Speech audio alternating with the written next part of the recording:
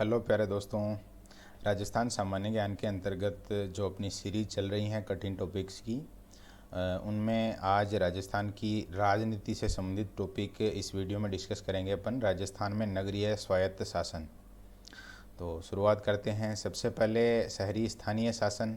तो शहरी स्थानीय शासन में यदि हम बात करें कि इसका अर्थ क्या होता है, तो आप बहुत अच्छे से जानते हैं, शहर के लोगों द्वारा यदि प्रतिनिधि चुने जाते हैं और उनसे कोई सरकार बनती है तो वो होती है शहर की स्थानीय सरकार। नगरीय शासन की प्रणाली जिस पर हम चर्चा कर रहे हैं, 74वें संविधान संशोधन अधिनियम 1992 द्वारा उसे संवैधानिक दर्जा मिला था।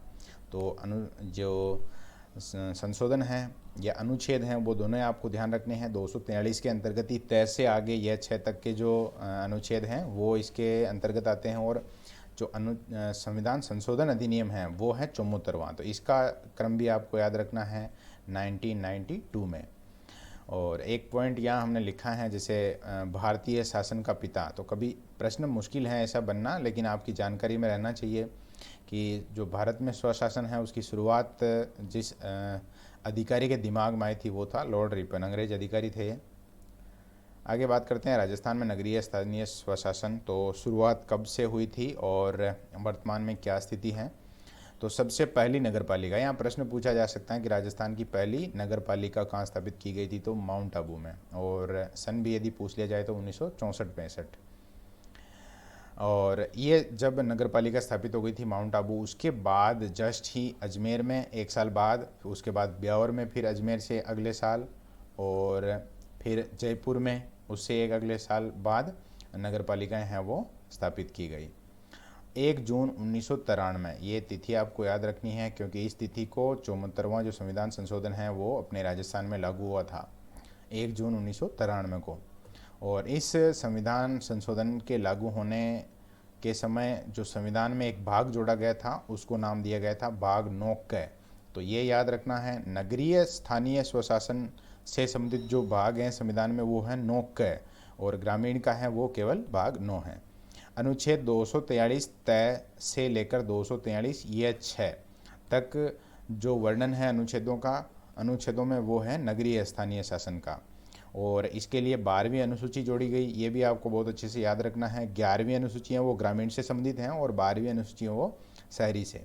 और जिस प्रकार ग्रामीण में 29 विषय हैं उसी प्रकार यहाँ पर 18 विषय हैं। तो ये भी आपको तुलनात्मक रूप से अच्छे से ध्यान होने चाहिए। कुछ 1-2 पॉइंट और हैं इससे संबंधित, जैसे जो चुनाव हैं वो कितने वर्ष में होते हैं, तो ये आपको बहुत अच्छे से ध्यान रखना है। प्रत्येक 5 वर्ष में चुनाव होते हैं। और जो स्थानीय सरकार है उसका चुनाव कौन करवाता है, तो राज्य निर्वाचन आयोग, ये भी आपको ध्यान रखना है। पहले 1/3 स्थान महिलाओं के लिए आरक्षित हुआ करते थे, लेकिन 2008 में ये व्यवस्था है उसको बदल कर कितने प्रतिशत कर दिया गया, 50%। यानी अब राजस्थान में जो शहरी निकाय हैं वहाँ की जितने भी जैसे पार्षद हैं, महापौर हैं, सभापति हैं, वो सब, उनमें से 50% जो सीटें हैं वो किसके लिए आरक्षित हैं, महिलाओं के लिए। शहरी स्वायत्त संस्थाओं में सबसे बड़ी यानी कि सबसे ज़्यादा जनसंख्या होती है वहाँ की संस्था है नगर निगम। तो नगर निगम कहाँ बनाई जाती हैं, ऐसे शहर जहाँ जनसंख्या 5 लाख से ज़्यादा हो। तो ये पक्का याद रखना, आपको परीक्षा में सामान्य प्रश्न पूछा जा सकता है कि नगर निगम कहाँ बनती हैं। फिर ऑप्शन में आ जाएंगे 5 लाख से ज़्यादा जनसंख्या हो, 2 लाख से ज़्यादा जनसंख्या हो, ऐसे। तो वहाँ आपको ध्यान रखना है 5 लाख से ज़्यादा जनसंख्या है तो वहाँ पर नगर निगम।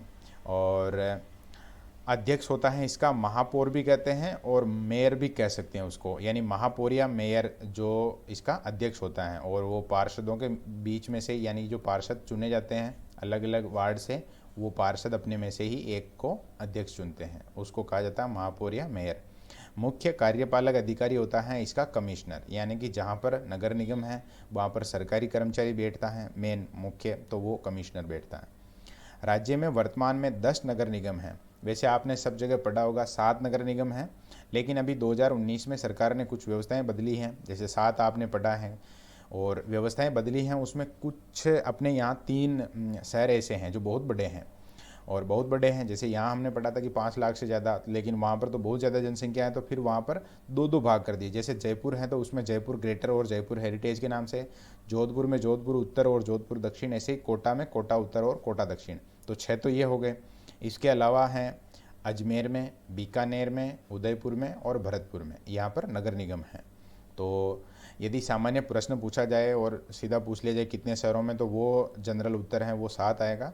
लेकिन यदि संशोधन सहित पूछा जाए तो आपको ध्यान रखना है टोटल जो नगर निगम है वो अब कितने हो गए हैं, 10। ये आंकड़ा 2019 का है।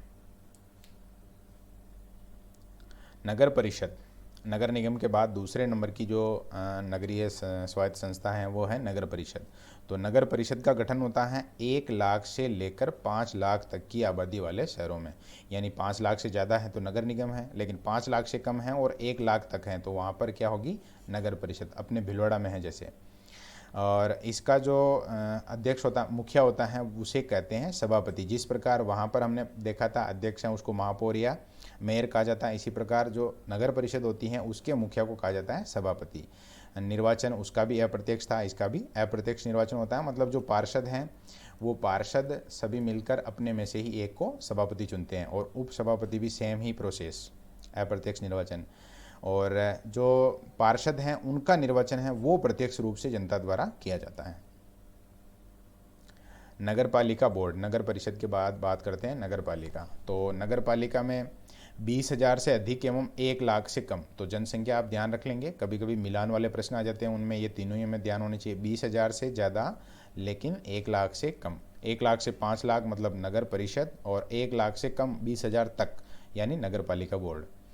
और इनको अलग अलग श्रेणियों में बांटा जाता है। जैसे द्वितीय श्रेणी है, तृतीय श्रेणी है, चतुर्थ श्रेणी, वो जनसंख्या के आधार पर। जैसे 50,000 से 99,999 तक फिर वो द्वितीय श्रेणी हो जाएगा। उसी प्रकार 50 से 25 तक हैं तो फिर वो तृतीय श्रेणी, और फिर 25 से कम है 20 तक वो चतुर्थ श्रेणी।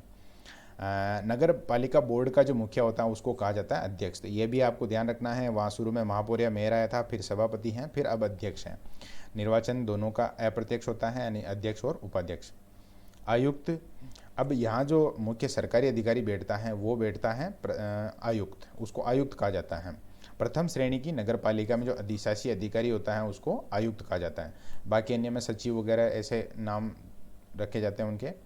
और एक यहाँ पर मैंने एक बुक है उससे ही सीधा एक इमेज यहाँ ऐड किया है, तो इसके आप अच्छे से नोट्स बना लेंगे तो शॉर्ट नोट्स हो जाएंगे और बहुत शानदार काम हो जाएगा। नगरीय स्वशासन व्यवस्था 74वें संविधान संशोधन के अंतर्गत ये व्यवस्था है। और इसमें देखिए, एक तो 74वां संविधान संशोधन आपको अच्छे से ध्यान रखना है। नगर निकाय कुल कितने हैं, ये आंकड़ा 2018-19 का है, ये आपको याद रखना है। 193 है टोटल। नगर पालिका 152 है, नगर परिषद 34 है प्रथम श्रेणी की, और नगर निगम है वो 7 है। अभी हमने बात की थी 10 हो गए, तो उसमें 10 में फिर वो जो 3 जयपुर, जोधपुर और कोटा आपको ध्यान रखने हैं, उनके 2-2 पार्ट कर दिए गए हैं। जनसंख्या 20,000, 1 लाख, 1 लाख, 5 लाख, 5 लाख से ज़्यादा, ये आपको ध्यान रखना है। अध्यक्ष या सभापति नगर पालिका में, सभापति कहलाता है नगर परिषद में, और नगर निगम में जो अध्यक्ष होता है वो कहलाता है महापौर या मेयर। इसी प्रकार उपाध्यक्ष आप देख पाएंगे। और वार्ड सदस्य होते हैं 3 ही जगह, पार्षदी कहलाते हैं। वर्तमान में प्रदेश में शहरी क्षेत्रों में कुल 193 नगरीय निकाय हैं, और श्रेणीवार जो विभाजन है वो देखिए।